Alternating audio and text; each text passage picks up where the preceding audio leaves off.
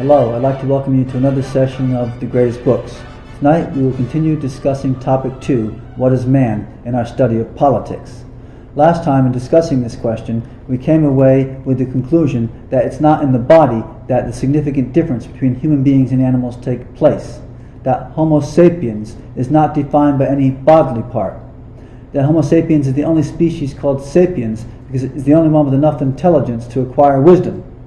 We saw that the psychological difference is the difference that counts. Difference in the psyche, difference in the interior, difference in what Aristotle called the soul. That's the difference that counts. It's not in the body but in the psyche. And this is the reason why political philosophers like Aristotle have insisted throughout the ages that political philosophers have recourse to the study of psychology prior to any further study in politics.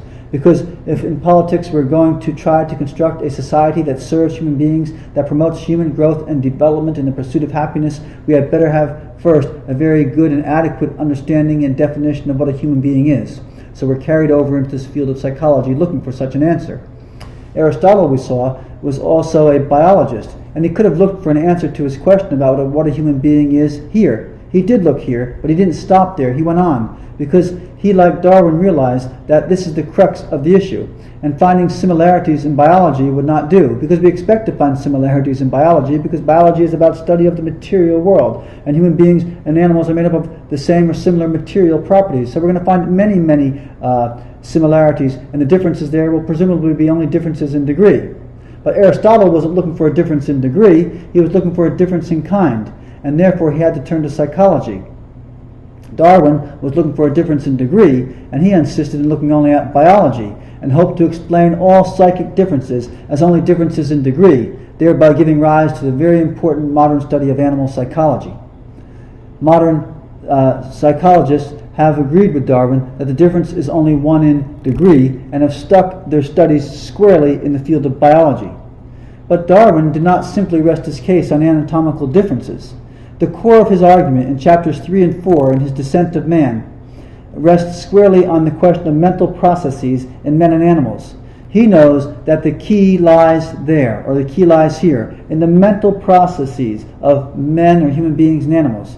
If he could not show continuity of mental development throughout the ages, he would not be able to establish his evolutionary argument. He had to be able to show progress over the ages, from some type of lower mental development to the type of mental thinking called rational thought that human beings have. If he couldn't show that continuity, his argument was going to be killed. His argument would be dead and over. So he's forced to show from biology something that's almost impossible, a quantum leap between memory and imagination and what we call rational thinking, and the thinking between animals and human beings. He's forced to look for a difference in degree in biology. Darwin attempted to show that there is no fundamental mental difference between human beings and animals. In his Descent of Man, he says it this way. He meaning an anthropomorphous ape, he would admit he could not follow out a train of metaphysical reasoning, or solve a mathematical problem, or reflect on God, or admire a grand natural scene.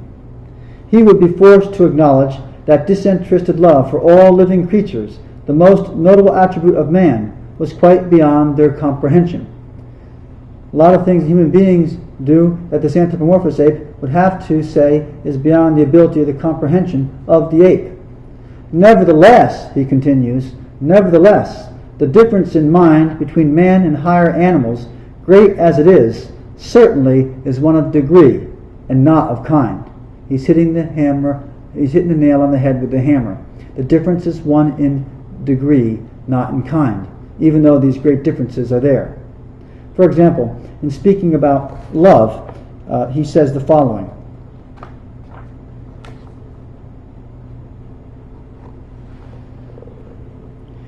Many animals, however, certainly sympathize with each other's distress or danger. This is the case with birds. Mr. Blythe informs me he saw Indian crows feeding 2 or 3 of their companions, which were blind. As further evidence that animals love, Darwin says, several years ago, a keeper at a zoological garden showed me some deep and scarcely healed wounds on the nape of his own neck. These wounds were inflicted on the zookeeper whilst kneeling on the floor by a fierce baboon.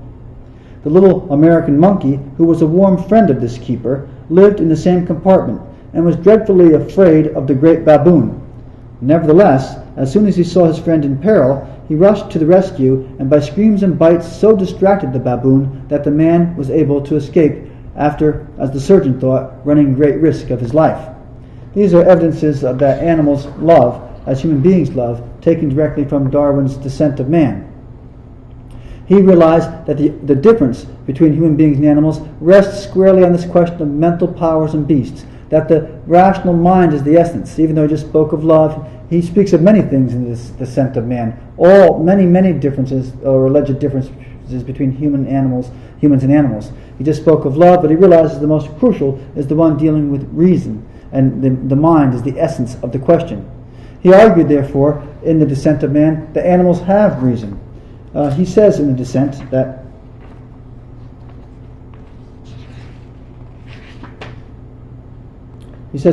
the promptings of reason, after very short experiences, are well shown by the following actions of American monkeys, which stand low in their order. Renegar, a most careful observer, states that when he first gave eggs to his monkeys in Paraguay, they smashed them, and thus lost much of their contents. Afterwards, they gently hit one against some hard body, and picked off the bits of shell with their fingers. After cutting themselves only once with any sharp tool, they would not touch it again, or would handle it with the greatest caution. They were showing signs of learning, evidence of mental powers. Therefore, animals reasons like human beings reason. Further, he says that animals have speech, that animals use tools, that they live in groups, they socialize, they do all these things only to a more primitive degree than human beings. Therefore, the difference is only one of degree. These arguments are so well established by modern psychology, arguments I studied myself when I studied psychology at the University of Notre Dame and as the president of the psychology and the sociology clubs there. We were deep into this, and I was very impressed then by the evidence, as I am still impressed by the evidence and the ingenuity of the researchers. It's incontrovertible that animals do in fact appear to reason, that they do solve simple problems, or they appear to solve problems, or that they communicate with each other through speech. Even Washu the monkey, most of us are familiar with the research done by anthropologists with this chimpanzee who was taught to communicate to human beings through words, human words, to get that which he wanted to get. He was communicating through words, through human language. It's incontrovertible that animals use tools. It was also, most of us are familiar with the example of the chimpanzee putting together sticks or a stick and reaching outside the cage where he couldn't reach with his hand, and because he couldn't reach, he used a stick to pull inside the banana. Evidence of thinking. It was not something instinctual. The animal was engaged in some type of thinking, the anthropologists tell us.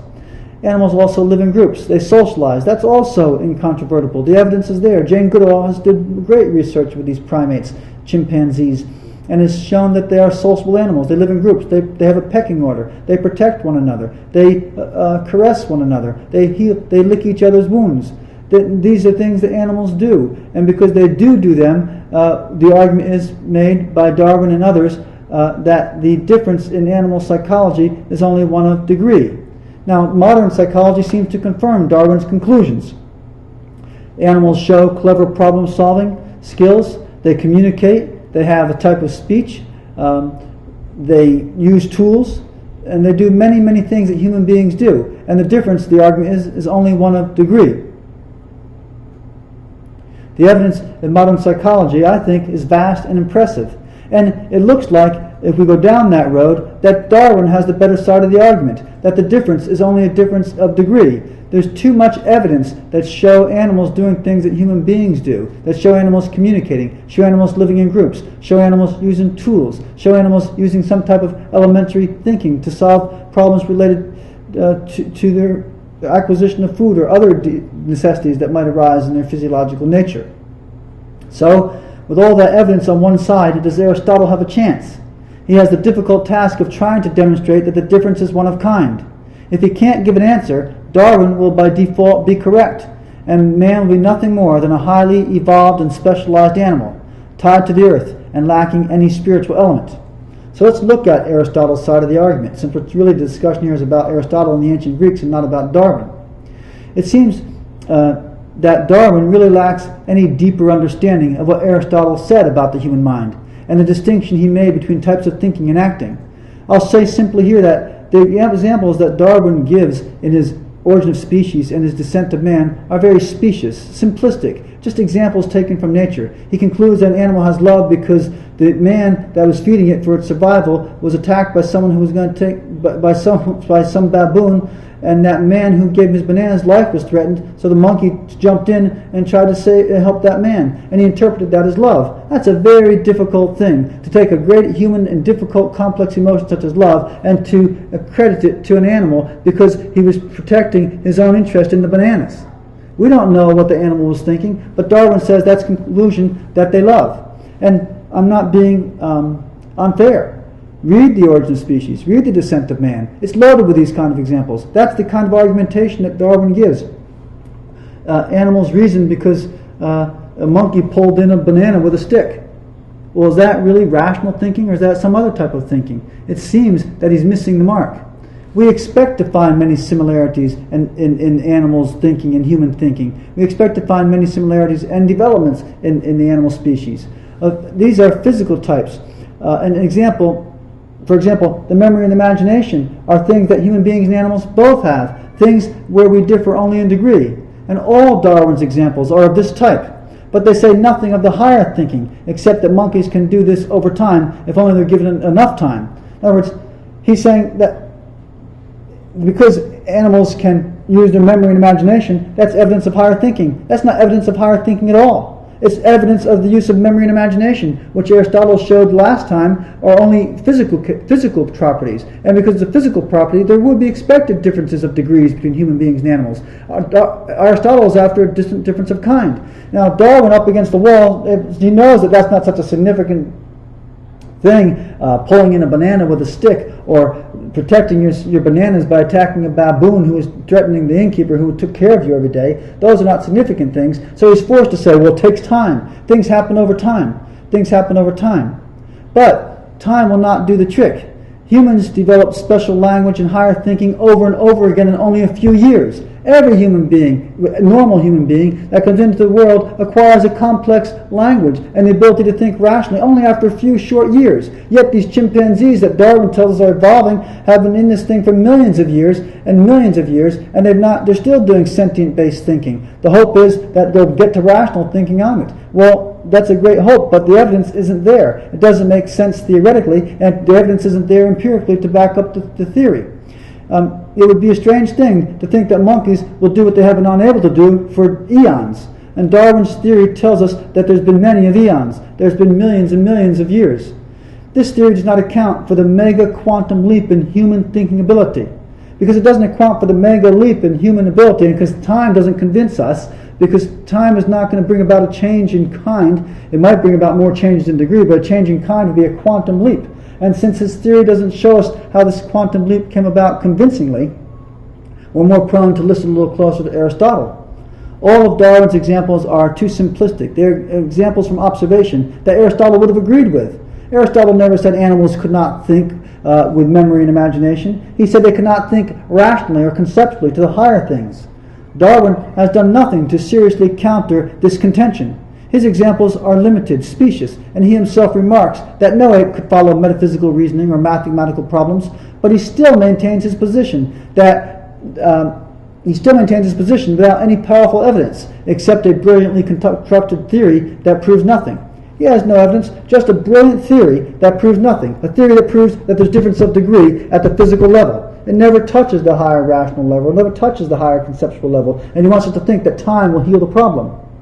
Most perennialists are willing to admit that physical evolution is a possibility, that physical evolution could indeed have happened. The evidence is there. Why fight against the evidence? We accept that. It's right there. But physical evolution is not the issue. Remember, the issue is over the soul, not the body.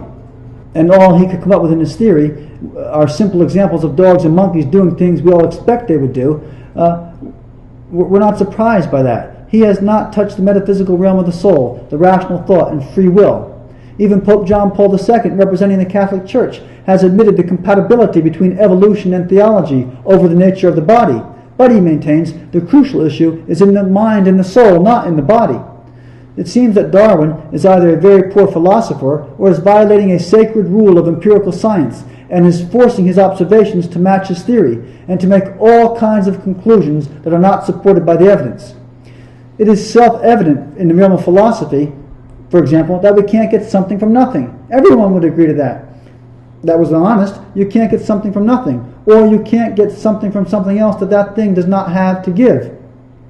What I mean is, you cannot get a spiritual power of abstraction such as we have in the human conceptual mind from a physical property of sentient memory and imagination.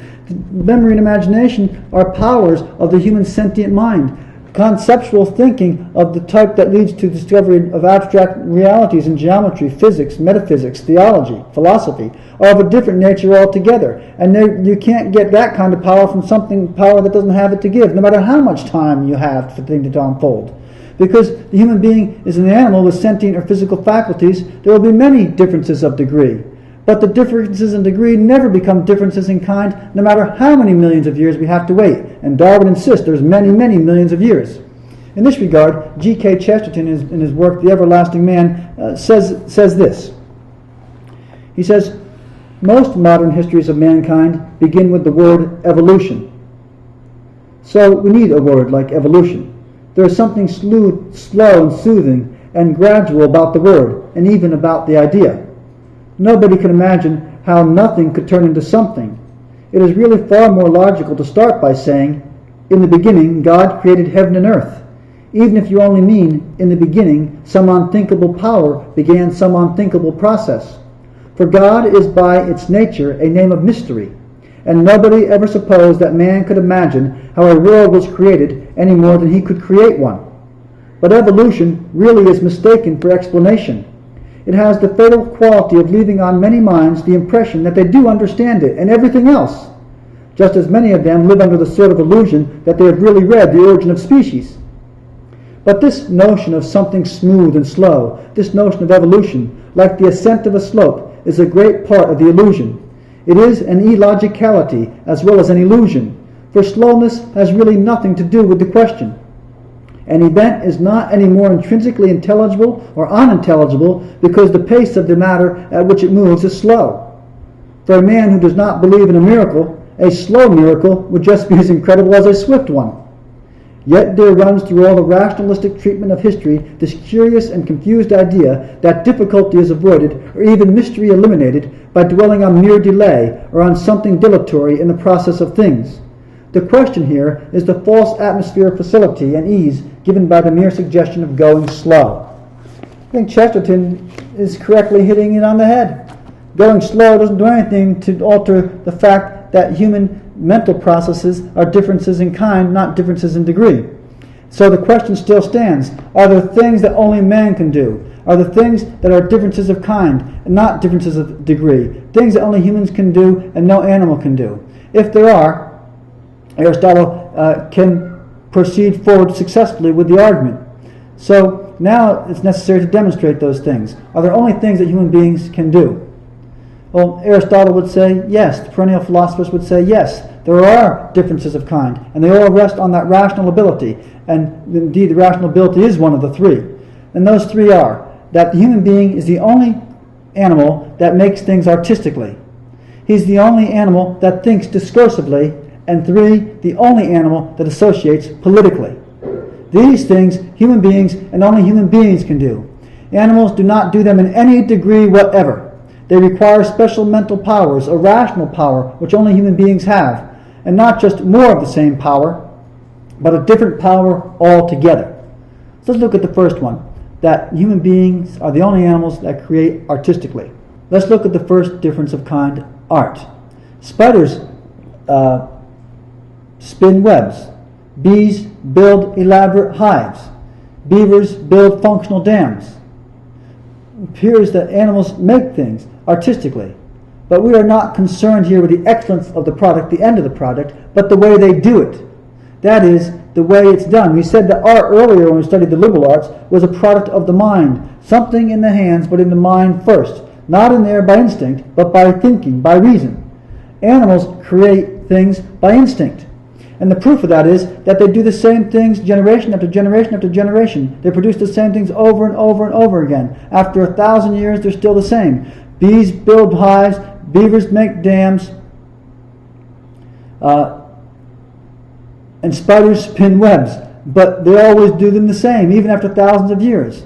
But human production changes in just a year, in months. It's different everywhere we go. It changes in a lifetime or in a shorter time, and the differences take place from tribe to tribe, nation to nation, country to country, village to village, hamlet to hamlet.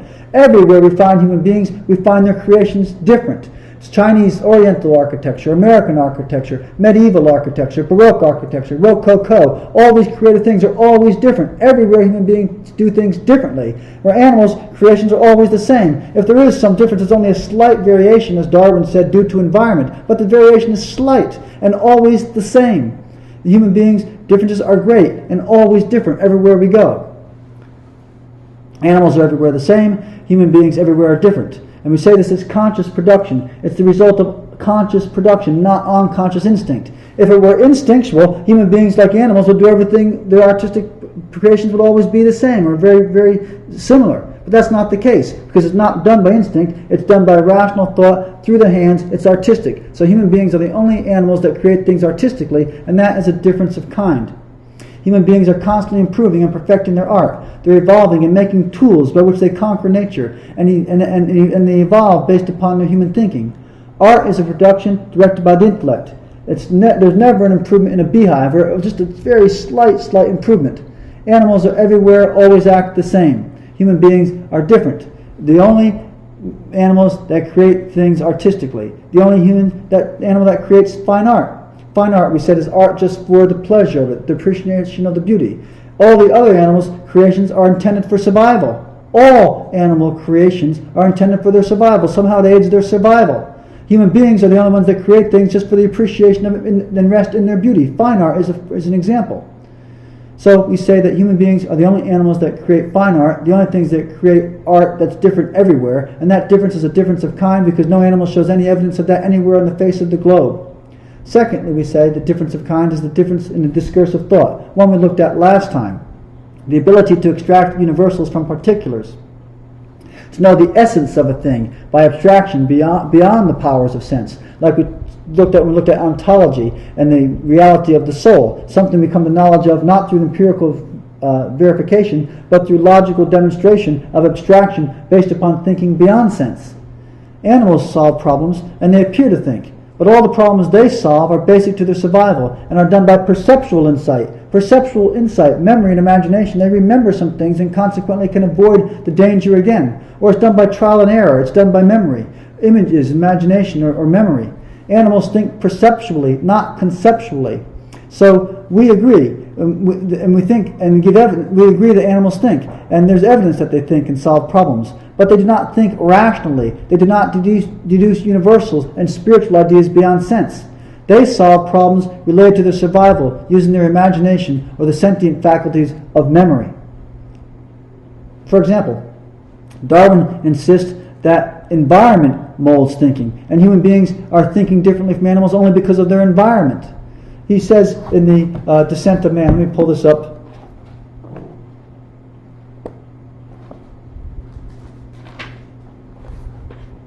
He says in the Descent of Man, it is, for instance, to take an extreme case, and we're talking about extreme things here. It was, for instance, to take an extreme case, if, for instance, to take an extreme case, men were reared under precisely the same conditions as hive bees, there can hardly be any doubt that our unmarried females would, like the worker bees, think it a sacred duty to kill their brothers, and mothers would strive to kill their fertile daughters, and no one would think of interfering. This is specious reasoning. He says it's like no one would doubt that if human beings were raised exactly like bees, that unmarried females would think it their sacred duty to kill their brothers, and mothers would strive to kill their daughters. It's illogical. If a human being is thinking like an animal, they might think that way, but all human beings don't think that way. For example, some human beings have developed higher cognitive thinking. Not all human beings. Remember, Thomas Aquinas said few use their minds as God intended them. So consequently, human beings live in the thick veil of darkness and ignorance. They act like animals because they haven't developed their higher thinking. And Darwin is comparing animals to those human beings who aren't thinking higher or thinking at the level of sentient abilities, not the higher level of conceptual ability or higher intellectual or moral or spiritual virtue. Those paragons of virtue do exist, and they're numerous throughout the annals of human history. For example, in the ancient world we find thinkers of Socrates and Aristotle who both questioned the values of their culture. They didn't just do what their culture said, they questioned their culture, because through philosophy, through rational thinking, through the natural law, through reasoning, they came to truths that were beyond what their culture was telling them, and they questioned their culture. Socrates was forced to drink the hemlock. His life was taken for that reason. Aristotle was forced to flee Athens because he discovered higher truth through thinking. The fact that human beings can do such a thing over and over again in history is clear evidence that what Darwin is saying is incorrect.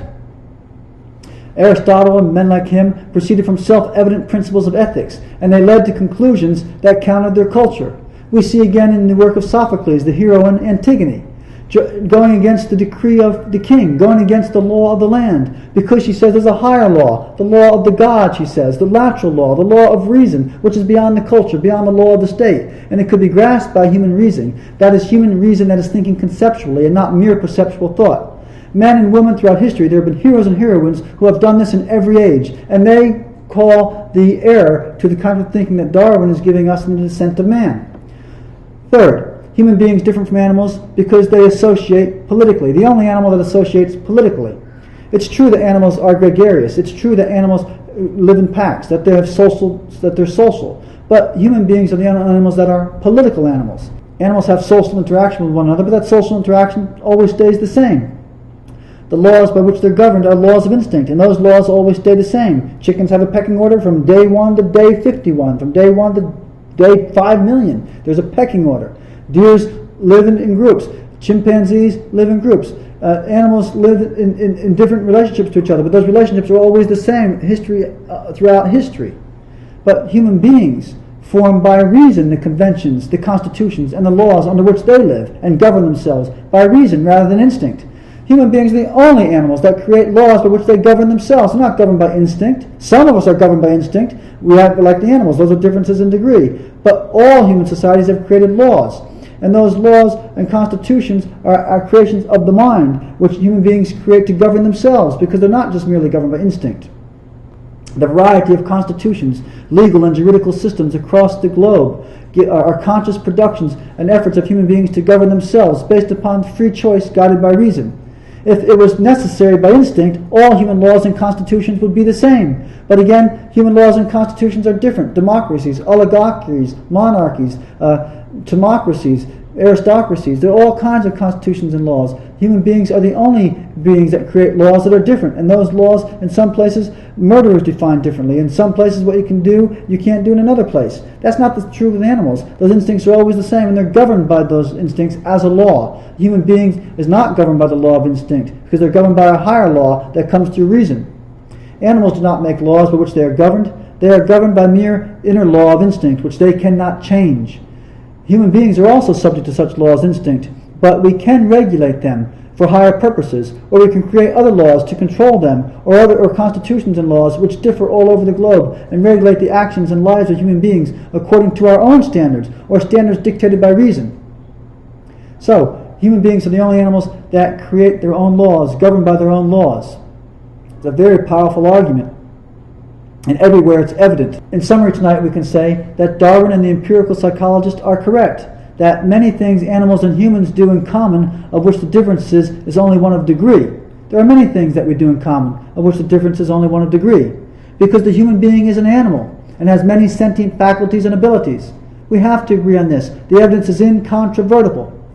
But these differences in degree cannot account for the quantum jump made to rational thought and free will, which are differences of kind, leading to other differences, such as creating artistically and associating politically, which we don't find any animals doing anywhere in the animal kingdom. So we conclude with Aristotle that the human being is different in kind than any other animal, because there are differences that we don't find any other animals doing. We thank you for joining us this evening. We hope you join us again next time as we go deeper into this question, what is man, looking at the relationship between language and thinking and free will.